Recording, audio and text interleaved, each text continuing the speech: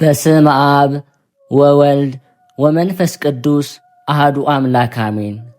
በክርስቶስ ክርስቲያን፣ በወልድ ውሉድ፣ በመንፈስ ቅዱስ መንፈሳውያን የተባላችሁ የእግዚአብሔር ቤተሰቦች፣ የቅድስት ድንግል ማርያም የአስራት ያደራ የጥበቃ ልጆች፣ በወደደን ባፈቀረን በክርስቶስ ፍጹም ሰላምታ ሰላም እላችኋለሁ። የአምላካችን የእግዚአብሔር ስሙ የተመሰገነ ይሆንልን። የእናቱ የእናታችን የቅድስት ድንግል ማርያም ለስሙ አጠራር ክብሩና ምስጋና ይግባት። የቅዱሳን መላእክት፣ ጻድቃን፣ ሰማዕታት እንደየተሰጣቸው ጸጋና ክብር ስማቸው የተመሰገነና የከበረ ይሆንልን። አሜን። በሀገር ውስጥም በሀገር ውጭም ያላችሁ የማኅደር ሚዲያ ተከታታዮች የእግዚአብሔር ሰላምና ክብር ከሁላችሁ ጋር ይሁን። እነሆ በዚህ ቻናል ሁልጊዜ በየዕለቱ መርሃ ግብር ስለምንለቅ ገድል፣ ጸሎት፣ ድርሳንና ስንክሳር የምናቀርብበት ሲሆን ይህንን ገድል፣ ጸሎት፣ ድርሳን በእምነት ብትሰሙ ከዲያብሎስ እስራት የምትፈቱበት ከተለያዩ ርኩሳት መናፍስት የምትጠበቁበት ስለሆነ እስከ መጨረሻው ታደምጡ ዘንድ በቅዱሳን ስም እንጠይቃችኋለን። ለአገልግሎቱም ለመደገፍ ሁልጊዜ ላይክ፣ ሰብስክራይብ እንዲሁም ሐሳብ አስተያየታችሁን በኮሜንት በማስፈር መንፈሳዊ ኃላፊነታችሁን እንድትወጡ እንጠይቃለን። እንኳን ለቅዱስ በዓለ ወልድ ወርሃዊ የመታሰቢያ በዓል እንዲሁም ለእናታችን ለቅድስት ክርስቶስ ሰምራ ዓመታዊ የመታሰቢያ ክብረ በዓሏ በሰላም አደረሳችሁ። ከዚህ በመቀጠል የእናታችን የቅድስት አርሴማን ታሪኳን እናሰማለን። አንድ አምላክ በሚሆን በአብ በወልድ በመንፈስ ቅዱስ ስም አሜን። መስከረም 29 ሰማዕቷ ቅድስት አርሴማ ዕረፍቷ ነው። ከእርሷም ጋር ያሉ 27 ሰማዕታት አብረው ተሰይፈዋል። የቅድስት አርሴማ አባቷ ቴዎድሮስ ከሌዋውያንና ከኃያላን ነገሥታት ወገን ሲሆን እናቷ አትኖስያ ደግሞ ከጳጳሳት አለቆች ወገን ናት። ወላጆቿ በሃይማኖት በምግባር ያጌጡ በበጎ ትሩፋት የተመሰገኑ ደጋግ ቅዱሳን ናቸው። በጾም በጸሎት በመጽዋዕትና አስራት በኩራትን በማውጣት በመንፈሳዊ ሥራ ሁሉ እየተጉ ቢኖሩም ነገር ግን እስከ እርጅናቸው ዘመን ድረስ ልጅ ስላልነበራቸው ያዝኑ ነበር። እናቷ ቅድስት አትኖስያ እንደ ነቢዩ ሳሙኤል እናት ሐና ጠዋት ማታ ወደ ቤተ ክርስቲያን በመሄድ በእግዚአብሔር ፊት ታለቅስ ነበር። እግዚአብሔር የልቧን ፈቃድ ይፈጽምላት ዘንድ ወደደና የቂሳርያውን ሊቀ ጳጳስ ልድዮስን ስለ እርሷ ይጸልይላት ዘንድ አዘዘው። ሊቀ ጳጳሱም ስለ ቅድስት አትኖስያ ጸለየላት። እግዚአብሔር አምላክም የሊቀ ጳጳሳቱንና የቅድስት አትኖስያን ጸሎት ሰምቶ መልኳ እጅግ ያማረች ሴት ልጅ ቅድስት አርሴማን ሰጣት። እናቷም እየተንከባከበች አሳድጋት ዕድሜዋ ከፍ ሲል አምላክን በወለደች በእመቤታችን ስም ወደ ተሰራች ቤተ ክርስቲያን ታገለግል ዘንድ ሰጠቻት። ቅድስት አርሴማ ወጣት በሆነች ጊዜ ወላጆቿ ባል ሊያጋቧት ወደዱ። ነገር ግን እርሷ ይህንን ፈጽማ አልወደደችምና ወላጆቿን እኔ የሰማያዊው የክርስቶስ ሙሽራ ነኝ እንጂ ምድራዊ ሙሽራ አይደለሁም አለቻቸው። ቅድስት አርሴማ ከእርሷ በፊትም ሆነ ከእርሷ በኋላ በመልክና በውበት የሚመስላት የለም። ይህንን ዓለም እንደ ትቢያ በመቁጠር ፍጹም በመናቅ ጌታችን ከተከተሉት ቅዱሳን ደናግል አንስት ውስጥ በመልክና በውበት ቅድስት አርሴማን የሚመስል የለም። አምላክን ከወለደች ከእመቤታችን በቀር የሚበልጣት ማንም የለም። እርሷም በሃይማኖት በምግባር ያጌጠች፣ በመንፈሳዊ ተጋድሎ የበረታች፣ በትሩፋት የበለጸገች ናት። ብሉይ ከሐዲስ አጠናቃ ተማረች። የሀገሮችን የሮምና የጽርህን፣ የሶርያን፣ የኪልቅያን፣ ቋንቋዎች ታውቅ ስለነበር ቅዱሳት መጽሐፍትንም ወደ ተለያዩ ሀገራት ቋንቋዎች ትተረጉማለች። እናታችን ቅድስት አርሴማ 15 ዓመት በሆናት ጊዜ ከሃዲው ዲዮቅልጥያኖስን ሰይጣን አስነስቶት ነገሰ። ይኸውም ከሃዲ ንጉሥ ሚስት ያገባ ዘንድ በመልኳ ውብ የሆነች ሴት ልጅን ይመርጡለት ዘንድ በሀገሩ ሁሉ እንዲሄዱ ጭፍሮችን ያመጡለት ዘንድ ሰዓሊዎችንም አብሮ ላከ። የተላኩትም ሰዎች ወደ ሮሜ ሀገር በደረሱ ጊዜ ቅድስት አርሴማ ያለችበትን የደናግል ገዳም አገኙ። ወደ ገዳሙም ገብተው ቅድስት አርሴማን አይተዋት በመልኳ ማማር እጅግ ተደስተው ለንጉሡ ሚስት የምትሆነው ይህች ናት ብለው መልኳን በስዕል ቀርጸው ለንጉሡ ላኩለት። ንጉሡም ስዕሏን በተመለከተ ጊዜ ፈጽሞ ተደሰተ። ስለ ሰርጉ ወደ እርሱ ይመጡ ዘንድ ሕዝቡን ይጠሯቸው ዘንድ ወደ ነገሥታቱና ወደ መኳንንቱ ሁሉ ላከ። በገዳም ያሉ ደናግልም ይህንን በሰሙ ጊዜ እጅግ አዝነው አለቀሱ። ድንግልናቸውን እንደጠበቁ ያገለግሉት ዘንድ እግዚአብሔርን እየለመኑት ከገዳሙ ወጥተው ወደ ንጉሥ ድርጣድስ የግዛት ሀገር ወደ አርማንያ ደረሱ። በዚያም በምድረ በዳ ዋሻ ውስጥ ተቀመጡ። ቁጥራቸው 75 ወንዶችና 39 ደናግል ሴቶች ነበሩ። በዋሻ ውስጥም በረሃብና በጥም እየተቸገሩ ተቀመጡ። ንጉሥ ዲዮቅልጥያኖስ ቅድስት አርሴማን ፈልጎ ባጣት ጊዜ እጅግ ቢያዝንም ነገር ግን ቆይቶ በአርማንያ እንዳለች ሰማ። እርሷንም ይዞ ይልክለት ዘንድ ወደ አርማንያው ንጉሥ ድርጣድስ መልእክትን ላከ። ድርጣድስም ለጣዖት የሚሰግድ ፀሐይና ጨረቃን የሚያመልክ ነው። በሰው እጅ የተጠረቡ እንጨቶችንና ድንጋዮችን በቤቱ አስቀምጦ አማልክት እያለ በመጥራት እንደ አምላክ ያመልካቸው ነበር። በውስጡም ሰይጣን አድሮበታልና የእርሱን ጣዖታት ሕዝቡም እንዲያመልኩ ያስገድዳቸው ነበር። ክርስቲያኖችን እያሰረ በመግረፍ ያሰቃይ ነበርና ቅድስት አርሴማ በዋሻ ውስጥ ሆና አንዱ መኮንን ክርስቲያኖችን በመግረፍ ሲያሰቃይ ታየዋለች። ስለ ሰማዕታቱም ወደ እግዚአብሔር ስትጸልይ የብርሃን አክሊል የያዙ ቅዱሳት መላእክት ሰማዕታቱ ሲሰጧቸው አየች። ይህንንም ታላቅ ምስጢር ባየች ጊዜ አቤቱ አምላኬ ሆይ ስለ ስምህ እኔም ሰማዕት ሆን ዘንድ እርዳኝ እያለች ለመነች። ከዚህ በኋላ ወደ ሰማዕታቱ ዘንድ ስትሄድ መኮንኑ አያት።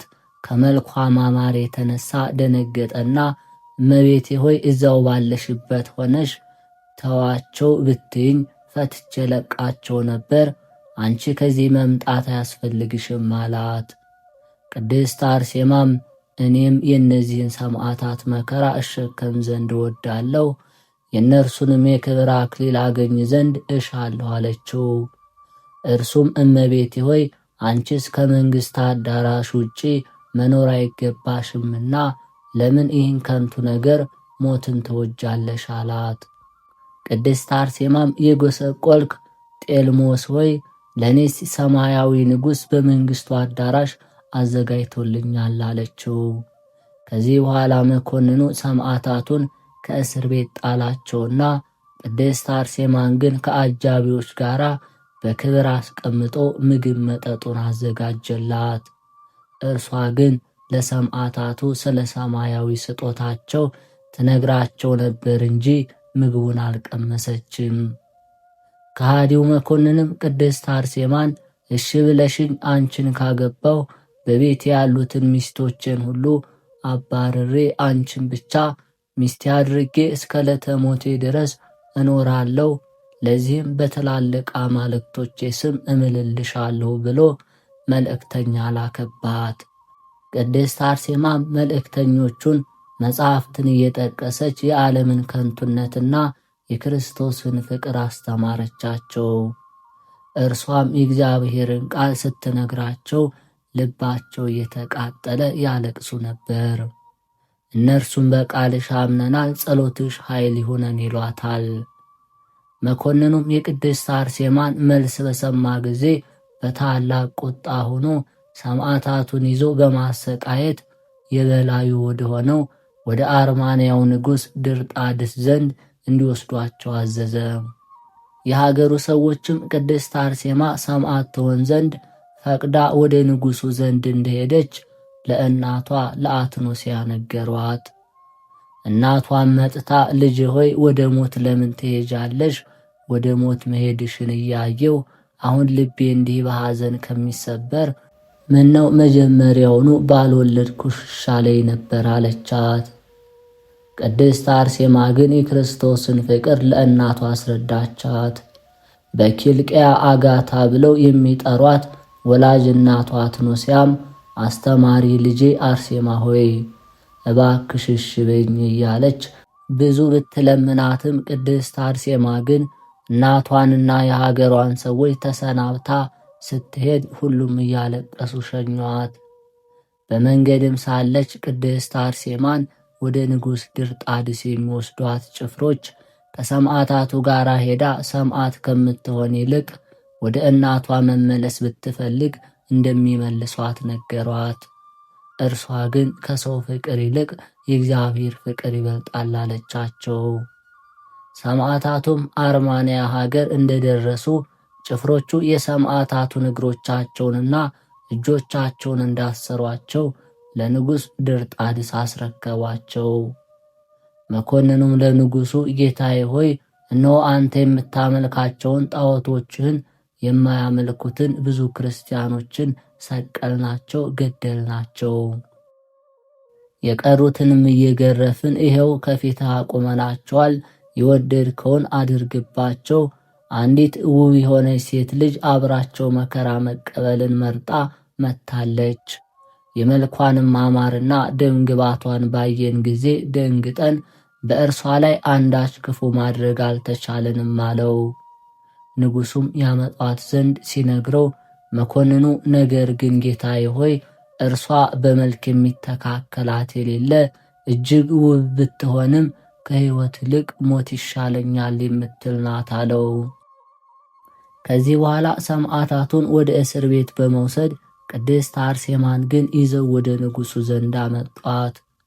እርሷም ወደ ንጉሡ አዳራሽ እያማተበች ስትገባ ንጉሡ ባያት ጊዜ ልቡ ታወከ። ሰማዕቷ ግን ከሰማያትና ከምድር ንጉሥ ከእግዚአብሔር አምላኬ ትለየኝ ዘንድ የወደድክ ሰነፍ ንጉሥ ሆይ የሰይጣን መልእክተኛና የጥፋት ልጅ የይሁዳ ወገን ከእኔ ምን ትሻለ? ከወደድክስ በእጅ ሰማዕት ሆን ዘንድ እወዳለሁ አለችው።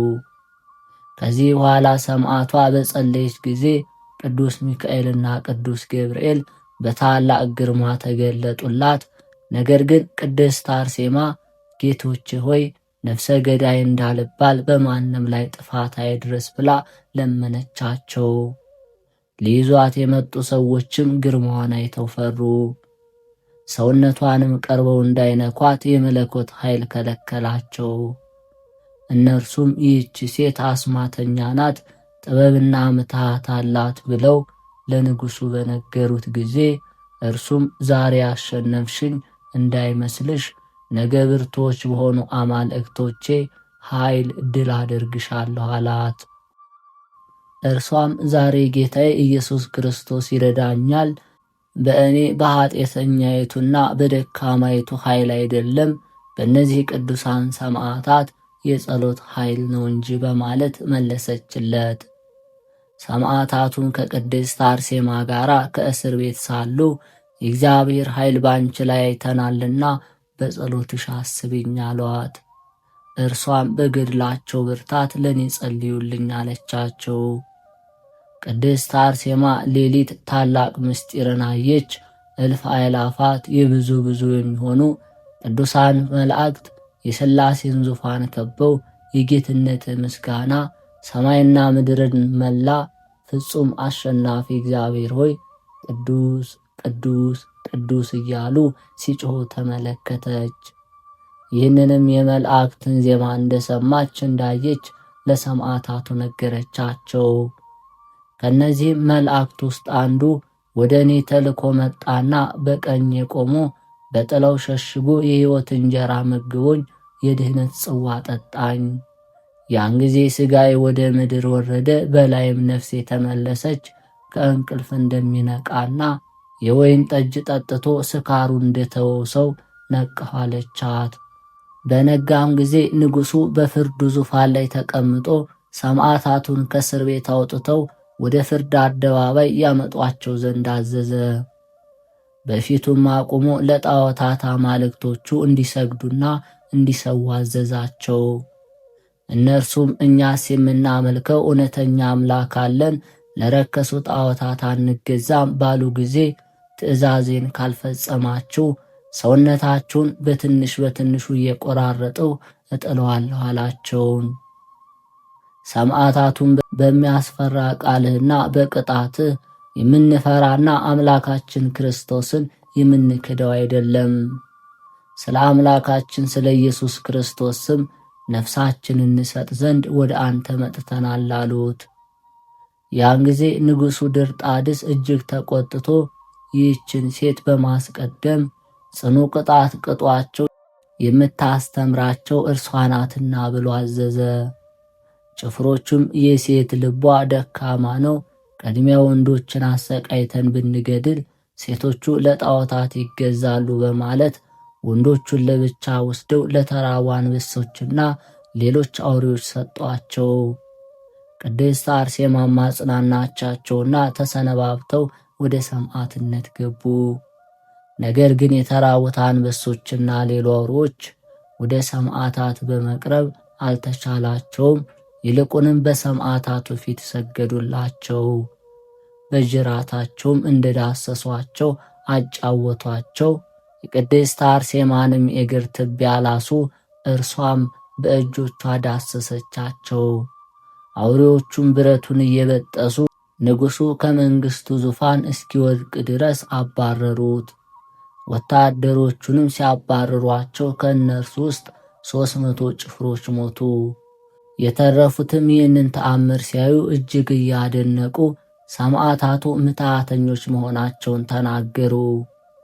ይልቁንም ቅድስት አርሴማን እርሷ መመኪያቸውና መሪያቸው ናትና አስቀድመን እንግደላት አሉ። ከዚህ በኋላ ጥልቅ ጉድጓድ ቆፍረው በውስጡ እሳትን አንድደው ሰማዕታቱን ከዚያ የጨምሯቸው ዘንድ ሲመክሩ ንጉሡ በዚህ ምክራቸው ደስ ተሰኘ። እንደ ምክራቸውም ጥልቅ ጉድጓድ ቆፍረው በውስጡ እሳት አንድደው የተለያዩ ሰውነትን ቆራርጠው የሚጥሉ እንደ ዲን፣ ሙጫ፣ ቅንጭብ ጨምረው የእሳቱን ነጎድጓድ እስኪሰማ ድረስ አንድደው ሰማዕታቱን ከዚያ እንዲጨምሯቸው ንጉሡ አዘዘ። ቅድስት አርሴማንም አሁን ከዚህ ማን እንደሚያድንሽ አያለሁ አላት። እርሷም እኛስ አምላካችን እንደሚያድነን አሁን ታያለህ። አንተ ግን ከዚህ ክፋትህ ካልተመለስክና ጣዖት ማምለክን ትተው እውነተኛው አምላክን ካላመለክህ በኋላ ከዘላለማዊ እሳት ወዴት ትሸሻለህ? በማንስ ትማጸናለህ? በእንጨት ነው ወይስ በድንጋይ? በማለት ስለ ዕለተ ምጽአት ሌላም ብዙ ነገር አስተማረችው። በዚህን ጊዜ ከወታደሮቹ አንዱ ተነስቶ በኃይል ሲመታት ከአፍንጫዎቿ ደም እንደ ውሃ ፈሰሰ። ንጉሡም በዚህ የምተውሽ አይደለሽም፣ ሥጋሽን በእሳት አቃጥለዋለሁ በማለት ተናገራት። ያን ጊዜ ምድር አፏን ከፍታ ያንን የመታትን ወታደር ዋጠችው። ይህንንም ያዩ ሁሉ በማድነቅ እጅግ ፈሩ። ንጉሡም ፈርቶ ከዙፋኑ ላይ ፈጥኖ ተነሳ። ቅድስት አርሴማን ፈገግ ብላ በእርሱ ይመጣ ዘንድ ያለውን ነገር ትንቢት ነገረችው። እግዚአብሔር ስለኛ ይበቀልሃል፣ የአጋንንትንም ማደሪያ ያደርግሃል፣ እንደ ጅብ በራስ ሥጋን እስከምትበላ ድረስ ያሳብድሃል፣ መልክህና ምሳሌህ ይለወጣል፣ እንደ በረሃ እሪያም ትሆናለህ፣ የምትናገረውን አታውቅም፣ የርኩሳን አጋንንት የእግራቸው መረገጫ ትሆናለህ። ያን ጊዜ የሙታን ትንሣኤ ተስፋ ትታመን ዘንድ አለ። ይህ እንደሚሆንብህ በእውነት እነግርሃለሁ አለችው። ንጉሡም ያን ጊዜ እናንት በክፉ ቅጣት አሰቃይቼ ከገደልኩ በኋላ ይሁን አሁን ያልሽው ቢሆን አያሳዝንሽምን? አሏት። ይህንንም ሲነጋገሩ ወታደሮቹ መጥተው የእሳቱ ነበልባል ከሩቅ እስኪታይ ድረስ እንደነደደ ነገሩት። እርሱም ሰማዕታቱን ከእስር ቤት አውጥተው በማምጣት ከቅድስት አርሴማ ጋር በእቶን እሳት ውስጥ ይጥሏቸው ዘንድ አዘዘ። ቅድስት አርሴማም ሰማዕታቱን ካጽናናቻቸውና ከመከረቻቸው በኋላ በመስቀል ምልክት አማትባ ማንም ገፍቶ ሳይጨምራት ራሷን ወደ እሳት ውስጥ ወረወረች።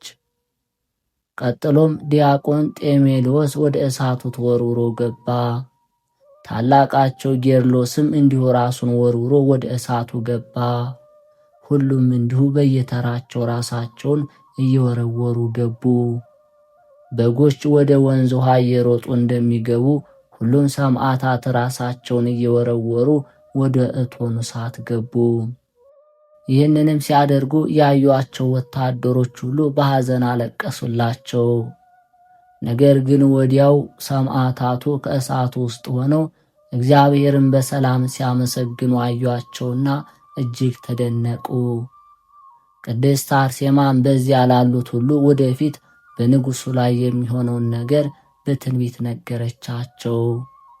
ከዚህ በኋላ ንጉሥ ድርጣድስ ቅድስት አርሴማን እንዲበቀሉለትና እንዲያጠፉለት ወደ አማልክቶቹ ቤት ይወስዷት ዘንድ የሰራዊቱን አለቆች አዘዛቸው።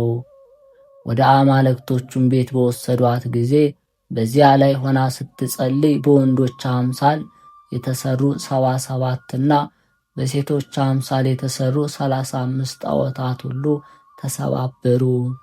ከአንገታቸውም የተሰበሩ አሉ፣ እግሮቻቸውና እጆቻቸውንም የተሰበሩ አሉ፣ ወገባቸውን የደቀቁ አሉ፣ እንደ ትቢያም የተነኑ አሉ። በምድርም ታላቅ ንውጽውጽታ ሆነ። የመላእክት አለቃ ቅዱስ ሚካኤልም እንደ መብረቅ ባለ ድምፅ መጥቶ ምድሪቱን መላትና በዚያ ያሉ ጣዖታት በሙሉ እንደ ትቢያ ጠፉ። ቅድስት አርሴማም ይህንን ባየች ጊዜ ደስ ተሰኝታ የሆነውን መጥቶ ያይ ዘንድ ወደ ንጉሡ ላከችበት። ንጉሡም በመጣ ጊዜ አምላኬ መልአኩን ልኮ አዳነኝ፣ ጣዖታቶቹንም እንዳልነበሩ አደረጋቸው፣ እንግዲህስ እፈር አለችው። ንጉሡም በምትሃትሽ ይህን እንዳደረግሽ አውቃለሁ አላትና ወደ እስር ቤት ወስዶ ከሰማዕታቱ ጋር ጨመራት። ሰማዕታቱም በእስር ቤት ሆነው እህልና ውሃ ከቀመሱ 7 ቀን ሆኗቸዋልና ረሃብና ጥሙ እጅግ ጠናባቸው። ያን ጊዜ ቅድስት አርሴማ ተነሱ እንጸልይ አለቻቸውና ቢጸልዩ ብርናኤልና አቅናኤል በሚባሉ 2 ቅዱሳን መላእክት እጅ ሰማያዊ ህብስትና የገነት ውሃ መጣላቸው። ከመካከላቸው ካህኑ ኢያሴኖስ ባርኮ ለሌሎች ሰማዕታት ሰጣቸውና ተመግበው ፈጣሪያቸውን አመሰገኑ። የተረፋቸውንም ህብስት በመላእክቱ እጅ ወደ ሰማይ ወጣ። በማግስቱም ንጉሡ ወደ ፍርድ አደባባይ በወጣቸው ጊዜ ሰማዕታቱ ፊታቸው እንደ ፀሐይ ያበራ ነበር። የእስር ቤት ጠባቂውንም ጠርቶ እህል ያበላቸውና የነገሥታትን ልብስ ያለበስካቸው ለምንድን ነው ብሎ ተቆጣው። ጠባቂውም ጌታዬ ሆይ እርሱስ ሳይበሉ ሳይጠጡ ይረካሉ እንጂ የሰጠሃቸው ምንም ነገር የለምን አለው። ቃሉንም በመሐላ ካጸናለት በኋላ ነገር ግን ንጉሥ ሆይ በሌሊት እስር ቤት በብርሃን ተጥለቅልቆ አይቼዋለሁ፣ ዳግመኛም 27 የብርሃን አክሊሎች ሲወርዱ አየሁ አለው። ቀጥሎም ይህ ጠባቂ ንጉሥ ሆይ እኔም በእነዚህ ሰማዕታት አምኛለሁ አለው። ወደ ቅድስት አርሴማም ዞሮ እመቤቴ ሆይ በጸሎትሽ አስቢ በማለት ሌሎቹንም ሰማዕታት ተማጸናቸው። ንጉሡም በዚህ እጅግ ተቆጥቶ ራሱን በሰይፍ አስቆረጠው። እርሱም በጣዖት የሚያመልክ አረማዊ ቢሆንም አምኖ በደሙ ተጠምቋልና የሰማዕትነትን የክብር አክሊል ተቀዳጀ። ቅዱሳን የሆኑ ሰማዕታትም ይህንን አደነቁ፣ ሰማዕትነትንም በመፈጸም ቀድሟቸዋልና። በድኑንም በምድረ በዳ ጣሉት። ነገር ግን አውሬዎችና አሞራዎች አልበሉትም፣ ቅዱሳን መላእክት ይጠብቁታልና። ንጉሡም ሰማዕታትን በጽኑ ዱላዎች ካስደበደባቸውና ለእያንዳንዳቸው ሌላ 300 ግርፋት ካስገረፋቸው በኋላ ወደ እስር ቤት መለሳቸው። በማግስቱም ቅድስት አርሴማን አስመጥቶ ከእርሱ ጋር ትሴስን ዘንድ አባበላት።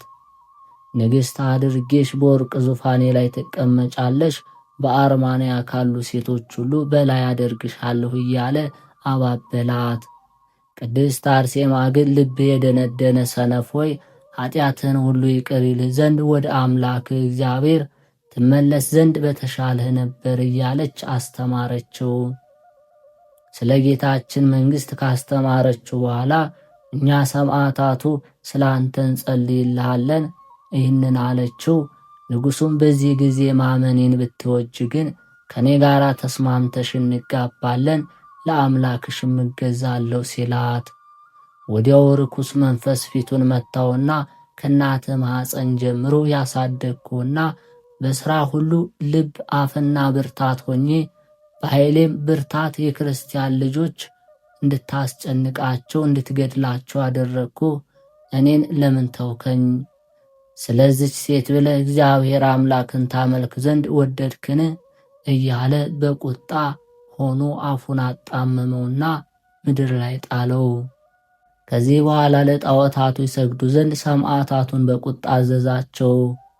ነገር ግን የጣዖታቱ ካህናት መጥተው ጣዖታቱን ቅድስት አርሴማ እንዳጠፋቻቸው ነገሩት። ዳግመኛም እርሷን ካልገደልን ሀገራችን ትጠፋለች፣ መንግሥታችንም ትሻራለች አሉት።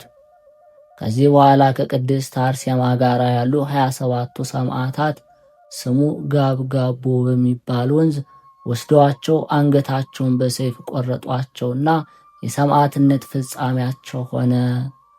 ከእነርሱም አንደኛው በቅድሚያ አንገቱን ሲቆርጡት ሥጋው ወደ ምድር ወደቀ። ራሱ ግን ለብቻው ለ1 ሰዓት ያህል ቆመች። ቡሩክት ቅድስት አርሴማም ሮጣ ሄዳ የሰማዕቱን በርቲኖስን ራስ ያዘችና ወደ አንገቱ መለሰቻት። እርሱም ሰማዕት ለመሆኔ እኔን ስላስቀደመ አምላኬ እግዚአብሔርን አመሰግነዋለሁ እያለ 3 ጊዜ ተነፈሰ። ለቅድስት አርሴማም እመቤቴ ሆይ መምጣትን እንዲያፋጥኑ ከፀሐይ ይልቅ የምታበራ ሀገርን እንዲያዩ ለወንድሞቻችንና ለእህቶቻችን ንገሪ አላት። እርሷም ወደ ሰማዕታቱ ዞራ ወንድማችን በገነት ያየውን ይነግረንና ያሳየን ዘንድ በሕይወት ኖሯል እንጂ አልሞተም አለቻቸው። ከዚህ በኋላ ሰማዕታቱ እግዚአብሔርን አመስግነው እኔን አስቀድሙኝ እያሉ ወታደሮቹን ለመኗቸው። እየተሻሙን በየተራ እየተሰየፉ ሰማዕትነታቸውን ፈጽሞ የክብር አክሊል ተቀዳጁ። ቅድስት አርሴማም የሰማዕታቱን ራሶቻቸውን ትሰበስብ ነበር፣ ወደ ሥጋቸውም ታጋጥም ነበር። በዚያን ጊዜ እንደ መጀመሪያ ይሆናል፣ እንዳልተቆረጠም ይሆናል። ልብሶቻቸውንም ታለብሳቸዋለች። ይህንን ድንቅ ተአምር ያዩ 92 የንጉሥ ወታደሮች ወደ ንጉሡ ሄደው እኛም በአምላካቸው አምነን ክርስቲያን ሆነናል በማለት መሰከሩ። ንጉሡም በፈረስ ገመድ ላይ አስሮ ሥጋቸው ተቆራርሶ እስኪወድቅ ድረስ ካሰቃያቸው በኋላ አንገታቸውን ሰየፋቸውና የክብር አክሊል ተቀዳጁ። ዳግመኛም በእነርሱ ምክንያት ሌሎች አመኑ። ከዚህ በኋላ ንጉሡ ቅድስት አርሴማን ውበቷን እያሰበ ልቦናው ሳተ። ድንግልናዋን ሊያረክስ ሽቶ እናቷን አጋታን እንድታባብልለት አዘዛት። እናቷም ሄዳ ልጅ ሆይ ስሚ፣ ይህ አረማዊ እንዳያረክስሽ ተጠንቀቂ አለቻት። ንጉሡም ቅድስት አርሴማን መንግሥቴንና ግዛቴን ሁሉ አወርስሻለሁ እያለ በመሃል ቢለምናትም እሺ እንደማትለው ሲያውቅ ይዞ በግድ ወደ እልፍኝ ሊያስገባት ሲል ቅድስት አርሴማ ይዛ መሬት ላይ ጣለችው። በእርሷ ላይ ያደረ የመንፈስ ቅዱስ ሞገስ ሆኗታልና። በዚህም እጅግ ተናዶ ለሥጋዊ ፈቃዱ እንደተመኛት ሊያገኛት ስላልቻለ ተስፋ ቆርጦ በንዴት አንገቷን ይቆርጧት ዘንድ አዘዘ። የቅድስት አርሴማንም ራሷን ቆረጧትና የሰማዕትነት ፍጻሜዋ ሆነ። ከአንገቷም ደም፣ ውሃ፣ ወተትና ማር ወደ አራቱም አቅጣጫ ፈሰሰ። እርሷና ሌሎችም 72 ሰማዕታት ከተሰየፉ በኋላ ሥጋቸው ከምድር ላይ ተጥሎ ቀረ። ንጉሡም ጋኔን ተጭኖበት መልኩ ተለውጦ እንደ እሪያ ሆነ።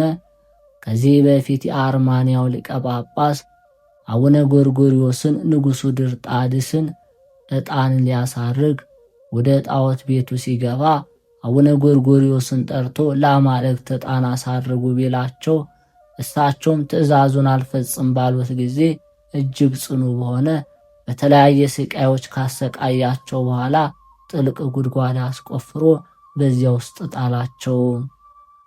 አባታችንም በዚያ ትልቅ ጉድጓድ እንደተጣሉ ለ15 ዓመታት ኖሩ። ንጉሥ ድርጣድስ ወደ እሪያነት ከተለወጠ በኋላ ያገኘውን ሁሉ የሚናከስ ሆነ። በቤተ መንግሥቱ ባሉት ሰዎች ላይ ሰይጣን አደረባቸውና ታላቅ ጭንቅ ሆነ። የንጉሡ እህት በሌሊት ጎርጎርዮስን ከጉድጓድ ካላወጣችሁት በቀር አትድኑም የሚል ራእይ አየችና ለወገኖቿ ነገረቻቸው። የሞተ መስሏቸው ስለነበር ይህንን ሲሰሙ እጅግ ደነገጡና ሄደው ቅዱስ ጎርጎርዮስን 15 ዓመት ተጥሎ ከኖረበት ጉድጓድ ውስጥ በገመድ ጎትተው አወጡትና አክብረው ወሰዱት። እርሱም የእነ ቅድስት ክርስቶስ ሰምራን ሥጋ ወዴት እንዳደረሱት ሲጠይቅ በተራራው ላይ እንዳለ ነግረውት ሄዶ ሲያየው ምንም ሳይነካው በደህና አገኘው። አንስቶም ባማሩ ቦታዎች አኖራቸው። ሰይጣን ያደረባቸውን የቤተ መንግሥቱንም ሰዎች ፈወሳቸው። የቤተ መንግሥትንም ሰዎች ሁሉ ከፈወሳቸው በኋላ አቡነ ጎርጎርዮስ ንጉሡ ዳግመኛ እንዳይታበይ በማለት ከእግሩ ላይ የእሪያ ጥፍር አስቀሩለት። የቤተ መንግሥትም ሰዎች ሁሉ ከፈወሳቸው በኋላ 8 ቀን እንዲጾሙ አዘዛቸው። ሃይማኖትንም አስተምሮ ሥርዓት ሠራላቸው። እርሱም ክህነት አልነበረውምና ወደ ሮሜው ንጉሥ ወደ አኖሪዎስ ወደ ሊቀ ጳጳሱ መልእክት ላኩና ጳጳስ ይላኩላችሁ አላቸው። ንጉሡም አኖሪዎስን በዚያ ተደሰተ። ጎርጎርዮስም ተሹሞ ከወጣ በኋላ ሁሉንም አጠመቃቸው። አርማንያም በቅዱስ ጎርጎርዮስ ትምህርት በክርስትና የምትታወቅ ሀገር ሆነች። እርሱም በእመቤታችን ስም ቤተ ክርስቲያን ሠራላቸው። ምዕመናንም የሰማዕታቱን ሥጋ ሰብስበው በመልካም ቦታ ካስቀመጡ በኋላ የመከራው ዘመን ሲያልፍ የተዋበች ቤተ ክርስቲያን ሠርተው የቅዱሳኑን በዚያ ኖሩ። ከሥጋቸውም ብዙ ድንቅ ድንቅ ተአምራት ተፈጽሞ ታዩ። የቅድስት አርሴማ ዕረፍቷ መስከረም 29 ነው። የቤተ ክርስቲያኗ ቅዳሴ በአርማንያ ሀገር፣ በኪልቅያ፣ በሶርያ፣ በአንጾኪያ፣ በግብፅ አውራጃዎች ሁሉ በታኅሳስ ወር በ6ኛው ቀን ሆነ። ጌታችን ከገባላት ብዙ ቃል ኪዳን አንደኛው ልጁን በአንቺ ስም የጠራውን በመንግሥተ ሰማያት የበለጠና የከበረ ስምን እኔ ሰጠዋለሁ የሚል ነው። የእናታችን የቅድስት አርሴማ ረድኤቷ በረከቷ ይደርብን። የተከበራችሁ የልዑል እግዚአብሔር ቤተሰቦች፣ ከዚህ በመቀጠል የቅዱስ በዓለ ወልድ ጌታችን መድኃኒታችን ኢየሱስ ክርስቶስ መጽሐፈ ሜላድ የተሰኘ ድርሳን እናሰማለን። አንድ አምላክ በሆነ በአብ በወልድ በመንፈስ ቅዱስ ስም በቅድስት ሥላሴ እያመንኩና እየተማጸንኩ በዚች በእናቴ ቅድስት ቤተ ክርስቲያን ፊት ሰይጣን እክድሃለሁ፣ ለዚህም ምስክሬ ጽዮን ድንግል ማርያም ናት። ወልድ ውሃድ በተባለ በጌታችንና በአምላካችን በኢየሱስ ክርስቶስ በወርሃ መስከረም 29 የበዓለ ልደቱ መታሰቢያ ቀን የሚነበበው መጽሐፈ ሜላድ የተሰኘው ድርሳን ይህ ነው። አንተ ርጉም አይሁዳዊ ስማ ልንገርህ፣ ያለ ዘርአ ብእሲ ድንግል ማርያም በድንግልና አካላዊ ቃል ክርስቶስን ጸንሳ እንደወለደችው አብም አስቀድሞ ያለ እናት እንደወለደው ልዑለ ቃል ነቢይ ኢሳይያስ እነሆ ድንግል ጸንሳ ልጅ ትወልዳለች፣ ስሙንም አማኑኤል ትለዋለች።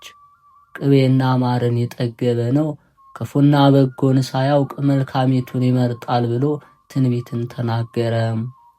ነቢዩ ኢሳይያስ እነሆ ድንግል ትጸንሳለች አላት። ክርስቶስም በድንግልና ጸንሳ የወለደችው የኢያቄምና የሐና ልጅ ድንግል ማርያም ናት። ስሙንም አማኑኤል ትለዋለች አለውም ዓለምን የሚገዛት ወልደ እግዚአብሔር ነው። ከፍጡራን ማን ነው ገና ሕፃን ሳለ ክፉና በጎውን ሳያውቅ መልካሚቱን የሚመርጣት? ከፍጡራንስ ማን ነው? የእናቱን ማኅተመ ድንግልና ሳይከፍትስ በድንግልና ተጸንሶ በድንግልና የሚወለድ ማን ነው? ከፈጣሪ በቀር በድንግልና ተጸንሶ በድንግልና መወለድ ለፍጡር አይቻለውምና። ዳግመኛም ነቢዩ ኢሳይያስ ስለ ክርስቶስ እንዲህ አለ። እግዚአብሔርም አለኝ፣ የምትጽፍበት ወረቀት ወስደህ ምርኮም ፈጠነ ብለህ በውስጡ በሰው ብዕር ጻፍበት። የታመኑ ሰዎች አርአያና የበራክዩ ልጅ ዘካርያስን አዳኝባቸው። ትንቢት ወደምትናገር ሴትም ሄደው ጸንሳም ወንድ ልጅ ወለደች። እግዚአብሔርም አለኝ፣ ብዝበዛ ቸከለ ምርኮን ፈጠነ ብለህ ስሙን ሰይመው። አበ እመ ብሎ አባቱንና እናቱን መጥራትን ሳያውቅ የደማስቆን ሰራዊት በብዝበዛ በፋርሱ ንጉሥ ፊት የሶርያን ምርኮ የሚካፈል ወደ እኛ መጥቶ ባሕርያችን ከተዋሃደው ከመድኃኒታችን ኢየሱስ ክርስቶስ በቀር ከፍጡራን የትኛው ሕፃን ነው? ዳግመኛም ነቢዩ ኢሳይያስ ስለ ጌታችን ኢየሱስ ክርስቶስ ልደት እንዲህ አለ። ሕፃን ተወለደልን፣ ልጅም ተሰጠን፣ በጫንቃው ላይ አለቅነት አለው። ስሙም አብየ ምክር፣ የሰላም አለቃ ይባላል። ለአለቆች ሰላምን አመጣለሁና ሕይወትም የእርሱ ነው። ጌትነቱም በፊቱ አለ፣ ለሰላሙም ፍጻሜ የለውም። መንግሥቱም በዳዊት ዙፋን ትጸናለች። ዓለም በመሃል እጁ ከያዘው ከጌታችን ከኢየሱስ ክርስቶስ በቀር አለን? በጫንቃው ላይ ያለ ሕይወትስ የእርሱ የሆነች የትኛው ሕፃን ነው? ነቢዩ ኢሳይያስ ከድንግልናቱ ስለ ጌታችን ኢየሱስ ክርስቶስ መወለድ ዳግመኛ እንዲህ አለ። ከእሴይ ሥር በትር ትወጣለች፣ ከግንዱም አበባ ይወጣል። እግዚአብሔርን የመፍራት መንፈስ፣ የጥበብና የእውቀት መንፈስ፣ የኃይልና የምክርም መንፈስ፣ የማስተዋልና የጽድቅም መንፈስ በእርሱ ላይ ያርፋል። በፍርድም አያዳላም፣ በክፉ ነገርም አይከራከርም፣ በእውነት ይፈርዳል እንጂ። በምድር የከበሩትንም ይዘልፋቸዋል፣ በአፉ ቃልም ምድርን ይገርፋታል። የአንደበቱ ፍርድም ኃጢአተኛውን ያጠፋዋል፣ በወገቡም እውነትን ይታጠቃል። ተኩሎች ከበጎች ጋር ይሰማራሉ፣ ነብሩም ከፍየሎች ጋር ያድራል። ላሙም ከአንበሳው ጋር ይሰማራል፣ ታናሽ ብላቴናም ይጠብቃቸዋል።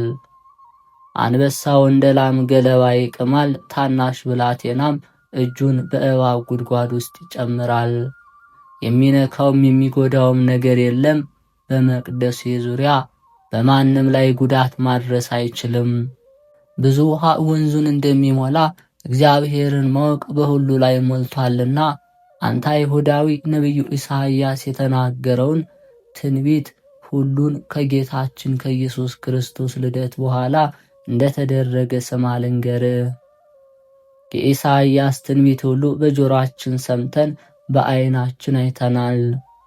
ተኩሎች ከበጎች ጋር እንደተሰማሩ፣ ላሞችም ከአናብስት ጋራ፣ ፍየሎችም ከአናምርት ጋራ በኢየሱስ ክርስቶስ መምህርነት በወንጌል አሕዛብ ከምእመናን ጋራ፣ ኃጥአን ከጻድቃን ጋራ፣ ሩቆች ከቅርቦች ጋራ አንድ መንጋ እንደሆኑ በዓይናችን አይተናል።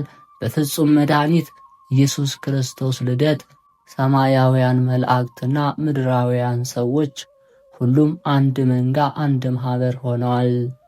ነቢዩ ኢሳይያስ ስለ ክርስቶስ ዘመነ ሥጋዌ ዳግመኛ እንዲህ አለ። መላዋ ምድር በደስታ ትጮኻለች፣ የደጋ ዛፎችም በአንተ ደስ ይላቸዋል። ነቢዩ ኢሳይያስ በርጉም ሄሮድስ ክፋት ምክንያት ስለ ጌታችን ኢየሱስ ክርስቶስ ወደ ግብፅ መሰደድ ዳግመኛ ትንቢት ተናገረ። እነሆ እግዚአብሔር በፈጣን ደመና ተጭኖ ወደ ምድረ ግብፅ ይወርዳል አለ። የግብፃውያን የእጃቸው ሥራ ይነዋወጣል፣ ልባቸውም በእነርሱ ላይ ይንቀጠቀጥባቸዋል። ግብፃውያን በግብፃውያን ላይ ይነሳሉ፣ ወንድም ወንድሙን ሰውም ባልንጀራውን ይገድላል። ነቢዩ ኢሳይያስ እነሆ እግዚአብሔር በፈጣን ደመና ተጭኖ ወደ ግብፅ ምድር ይወርዳል ብሎ ትንቢት የተናገረውም ጌታችን ኢየሱስ ክርስቶስ በእውነት በፈጣን ደመና ተጭኖ ወደ ምድረ ግብፅ ወርዷል። ፈጣን ደመና ያላትም በጀርባዋ ዝላ በክንፏ ታቅፋ ወደ ምድረ ግብፅ ይዘው የተሰደደችው እርሷ ድንግል ማርያም ናት።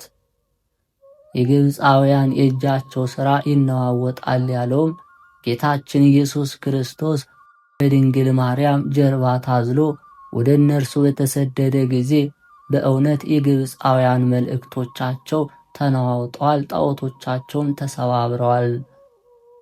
ነቢዩ ኢሳይያስ ስለ ክርስቶስ ዘመነ ሥጋዌ ትንሽ ብላቴና ሳለ ወደ ምድረ ግብፅ ስለ መሰደዱ ዳግመኛ ትንቢት ተናገረ። በግብፅ አውራጃ አንዲት ሀገር የእግዚአብሔር መሠዊያ ትሆናለች አለ። በግብፅ ሀገር የእግዚአብሔር ምልክት ለዘላለሙ ይደረጋል። ግብፃውያን ከሚከቧቸው ጠላቶቻቸው የተነሳ ወደ እግዚአብሔር ይጮኻሉ፣ የሚታደጋቸው ሰውም ይልክላቸዋል። እውነትን ፈርቶ የሚታደግም ኢየሱስ ክርስቶስ ነው። የእግዚአብሔር መሠዊያ የተባለችው የሐዋርያው ቅዱስ ማርቆስ መንበር እስክንድርያ ናት። የእግዚአብሔር ምልክት የተባለችውም የግብፅና የኢትዮጵያ ቤተ ክርስቲያን ናት። ነቢዩ ኢሳይያስ ስለ ኢየሱስ ክርስቶስ ዳግመኛ እንዲህ አለ። የምናገረውን አውቅ ዘንድ ጌታ እግዚአብሔር የጥበብ አንደበት ይሰጠኛል። እኔ አምላኪነቴን አልክድም፣ በሐሰት አልፈርድም። ጀርባዬን ለግርፋት ፊቴን በጥፊ ለመመታት ሰጠው። ምራቅንም ከማፈር የተነሳ ፊቴን አልመለስኩም። ጌታ እግዚአብሔር ረዳት የሆነኝ ስለዚህ አላፈርኩም። ፊቴንም እንደ ጽኑ አለት አደረገው፣ እንደማላፍርም አወቀው።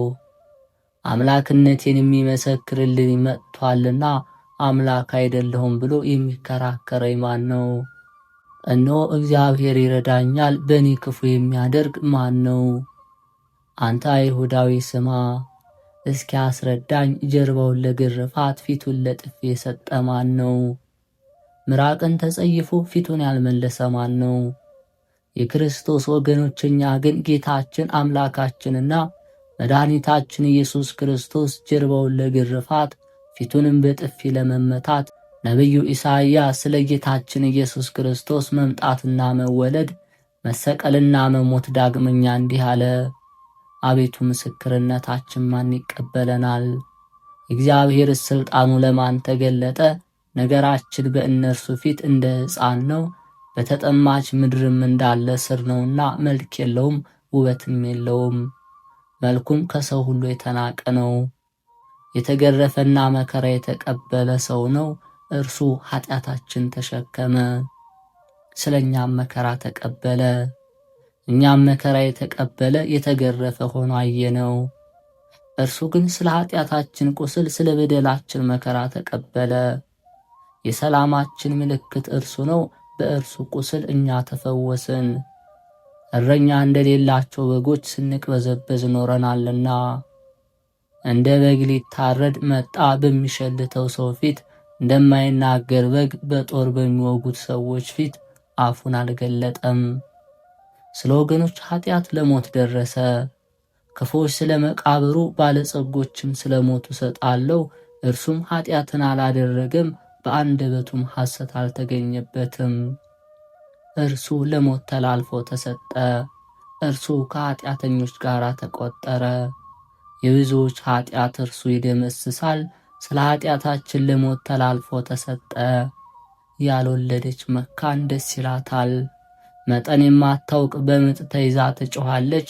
ባል ካላት ይልቅ የፈቲቱ ልጆች ብዙዎች ናቸውና። አንተ አይሁዳዊ እስኪ ስማ ልንገርህ፣ ኃጢአታችን የተሸከመ ስለኛ መከራ የተቀበለ ማን ነው? ታሞ ተገርፎ ያየነው ማን ነው? ስለ ኃጢአታችን የቆሰለ ስለ በደላችን መከራ የተቀበለ ማን ነው? ኃጢአታችን የተሸከመ በዕፀ መስቀል ላይ ስለኛ የተሰቀለ ስለ በደላችን የቆሰለ የታመመ ሞቶ የተቀበረ የሰላማችን ምልክት እርሱ ኢየሱስ ክርስቶስ ነው። እርሱም በትንሣኤው እኛን ያነሳን ዘንድ ከመቃብሩ ፈጥኖ ተነሳልን። ዳግመኛም ስማ አንተ አይሁዳዊ፣ ትርጓሜውንም አስረዳኝ። እንደ በግ ሊታረድ የመጣ ማን ነው? በሚሸልተው ሰው ፊትስ አፉን ያልገለጠ ማን ነው? ልቦና የታወረ አይሁዳዊ፣ አንተስ ትርጓሜውን ስለማታውቀው ክርስቲያናዊ፣ እኔ ግን ትርጉሙን አስረድሃለሁ ስማ። ሊታረድ የመጣውና በሚሸልተው ፊት አፉን ያልገለጠ ንጹሕ በግ የመሥዋዕታችን በግ ኢየሱስ ክርስቶስ ነው። ኃጢአታችን የሚያስተሰርይ የእግዚአብሔር በጉ እነሆ ይህ ነው። ይህን ብሎ የዘካርያስ ልጅ ቅዱስ ዮሐንስ እንደተናገረ በሚሰቅሉትና ጎኑን በጦር በሚወጉት አይሁድ ፊት ያልተናገረው ትዕግሥተኛ በግ ኢየሱስ ክርስቶስ ነው። አማናዊ በግ ኢየሱስ ክርስቶስን አንተ አይሁዳዊ በመስቀል ላይ ሥጋውን ሰቀለ፣ ደሙንም አፈሰስክ። ነገር ግን አምላክነቱንም አላመንክም፣ ሰው መሆኑንም አላወክም። ከትንሣኤ በኋላ ከበደልህ አትመለስም። ሥጋውን አልበላህም፣ ደሙን አልጠጣህም። ስለዚህ ክህደትህ የክርስቶስ ሕይወት የለህም። በሥጋም በነፍስም ከጨለማ አበጋዞች አጋንንት ጋር ወደ እንጦሮንጦስ ይሰውርሃል።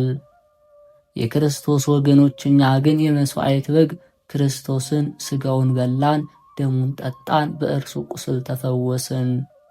አምላክነቱን አምነናልና ሰውነቱንም አውቀናልና።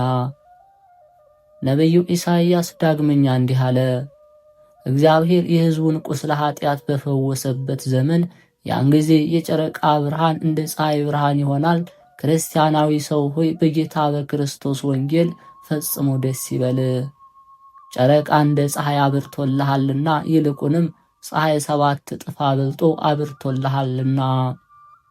ጨረቃ በሌሊት ጨለማ ካልሆነ በቀር እንደሚያበራ ዓለምም ቀድሞ ከአዳም እስከ ሙሴ ያለ ሕግና ያለ ሥርዓት በጨለማ ነበረችና ከአዳም በኋላ ሕዝቦች በአቤልና በሴት በሄኖስና ወደ ገነት በአረገው በሄኖክ ትምህርት ጸንተው ይኖሩ ነበር። ቅዱሳን ሐዋርያት በዲድስቅልያ እንደጻፉ ኖህ አስተምሯቸው ስላልተመለሱ በጥፋት ውሃ ተደመሰሱ። የሰዶምና የገሞራ ሰዎችም አብርሃምና ሎጥ መልከጼዴቅም አስተምሯቸው ከኃጢአታቸው ክፋት ስላልተመለሱ እግዚአብሔር በነደ እሳት አቃጥሎ አጠፋቸው። አብርሃም ግን ገና የ10 ዓመት ብላቴና ሳለ ጀምሮ እግዚአብሔርን አወቀው፣ ወደደው። የአባቱ ቤት ጣዖትንም አቃጠለ፣ ወንድሙ አራንንም በዚያው ተቃጠለ። አብርሃምም ፈጣሪውን ያመልክ ዘንድ ከተወለደበት ምድር ወጣ፣ ከፈጣሪውም ጋር ቃል ኪዳን ገባ። በሥጋውም የግዝረት ሥርዓትን አደረገ። ልጆቹ ይስሐቅና ያዕቆብም እንደ እርሱ እግዚአብሔርን አመለኩት። ጻድቁ ኖህም ከአረፈ በኋላ ከአብርሃምና ከይስሐቅ ከያዕቆብም ከጻድቁ ኢዮብ በቀር ከአሕዛብ ወገን እግዚአብሔርን የሚያመልከው አልተገኘም። አሳሳቹ ዲያብሎስ እየገዛት ዓለም በክህደት ጨለማ ነበረችና ከአብርሃም ይልቅ ያዕቆብ በኋላም በአሸናፊ እግዚአብሔር እጅ በሁለቱ ጽላት ላይ ተጻፉ የኦሪትን ትእዛዝ 10 ቃላትን ነቢዩ ሙሴ ተቀበለ። እግዚአብሔርም ነቢዩ ሙሴን በደብረ ሲና በአምደ ደመና እንዲህ ብሎ ተናገረው። ከግብፅ ምድር ከግዛት ቤት አወጣሁህ። ፈጣሪ እኔ እግዚአብሔር ነኝ። በላይ በሰማይ ካለው በታችም በምድር ካለው ከኔ በቀር ሌላ አምላክ አታምልክ። በሚጠሉኝ ላይ እስከ 3 እና 4 ትውልድ ድረስ የአባትን ኃጢአት በልጆች ላይ የማመጣ ቀናተኛ አምላክ ነኝ። ለሚወዱኝ ግን እስከ 1000 ትውልድ ድረስ ምሕረትን የማደርግ ነኝ። የፈጣሪን የእግዚአብሔርን ስም በሐሰት ጠርተህ አትማል። ስሙንም በሐሰት የሚያነሳው እግዚአብሔር ከኃጢአት አያነጻውምና የሰንበትን ቀን አስብ፣ አክብር። 6 ቀን ሥራህን ሁሉ ግዳጅህን ሁሉ ሥራ። 7ተኛይቱን ቀን ግን የፈጣሪ የእግዚአብሔር ሰንበት ናት። ምንም ሥራ አትስራባት። አንተም ብትሆን ወንድ ልጅም ሴት ልጅም የወንድ አገልጋይህም የሴት አገልጋይም ቢሆኑ አህያም በሬም እንስሳም ሁሉ ቢሆን በአንተ ዘንድ የሚኖር መጻተኛ ቢሆን እግዚአብሔር በ6ቱ ቀን ሰማይና ምድርን ባህርንና በውስጧ ያለውን ሁሉ ፈጥሮ በ7ተኛዋ ቀን አርፏልና ስለዚህ እግዚአብሔር በ7ተኛዋ ቀን ባረካት አከበራት። ዳግመኛም ለአንተ በጎ ነገር ይደረግልህ ዘንድ ዕድሜህም በምድር ላይ እንዲረዝምልህ አባትና እናትህን አክብር። ሰውን አትግደል፣ አታመንዝር፣ አትስረቅ፣ በባልንጀራ ላይ በሐሰት አትመስክር። የባልንጀራህንም ገንዘብ እርሻውንም ቢሆን ወንድ ሰራተኛውንም ሴት ሰራተኛውንም ቢሆን በሬውንም ቢሆን እንስሳውንም ሁሉ አትመኝ። ባልንጀራህን እንደ ራስህ አድርገህ ውደድ። እግዚአብሔር ለነቢዩ ሙሴ ይህንን ሁሉ በደብረ ሲና በአምደ ደመና ላይ ሆኖ ነገረው። ሕዝቡ ግን የቃሉ ነጸብራቅ ብርሃኑን ያዩ የነጋሪቱንም ድምፅ እየሰሙ ነበር። ሕዝቡም ተራራው ሲጤስ አይተው ፈርተው ከተራራው ግርጌ ርቀው ቆመው ነበር።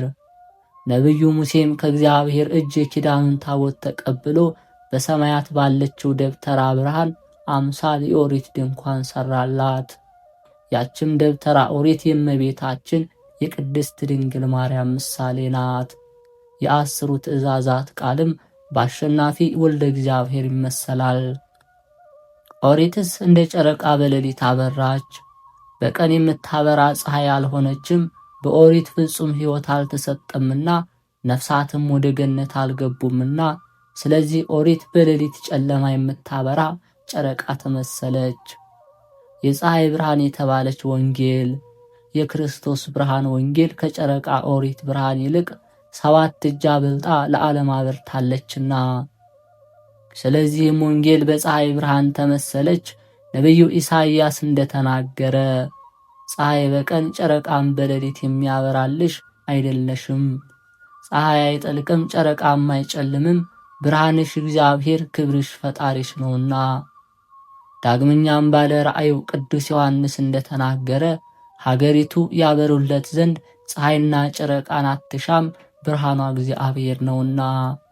አንተ ክርስቲያናዊ ሰው በሃይማኖት ለከበሩ ለክርስቲያን እግዚአብሔር በኦሪትና በነቢያት በወንጌልና በሐዋርያት እንደሚያበራላቸው አየን። ጌታችን ኢየሱስ ክርስቶስ ለአባቶቻችን ለሐዋርያት እንደነገራቸው የዓለም ብርሃን እኔ ነኝ፣ በብርሃን በእኔ እመኑ፣ ጨለማ ሳያገኛችሁ በብርሃን ተመላለሱ። እነርሱም እናንተ የዓለም ብርሃን ናችሁ፣ በጎ ሥራችሁ አይተው የሰማይ አባታችሁን ያመሰግኑት ዘንድ ብርሃናችሁ በሰዎች ፊት ይብራላቸው። ርጉማን አይሁድ ግን በክህደት ጨለማ ይኖራሉ። ለእኛ ክርስቲያኖች ግን የክርስቶስ ብርሃን ሕይወት በራልን። 2 ጡቶች ባሏት ቅድስት ቤተ ክርስቲያን አዲስ ሥርዓት ተሰራልን። 2ቱ ጡቶች የተባሉት ኦሪትና ነቢያት ወንጌልና ሐዋርያት ናቸው። ከ2 ጡቶቿ ሙሽራዋ ቅድስት ቤተ ክርስቲያን ታጠባናለች። ህብስተ ሕይወት ሥጋውንም ትመግበናለች፣ ደመ መለኮትንም ታጠጣናለች። እግዚአብሔርም በውስጧ በምስጋናና በጸሎት አጽንቶ በዳግም ምጽአት ወደ መንግሥተ ሰማያት ያግባል። ለዘለዓለሙ አሜን። ለይኩን ለይኩን።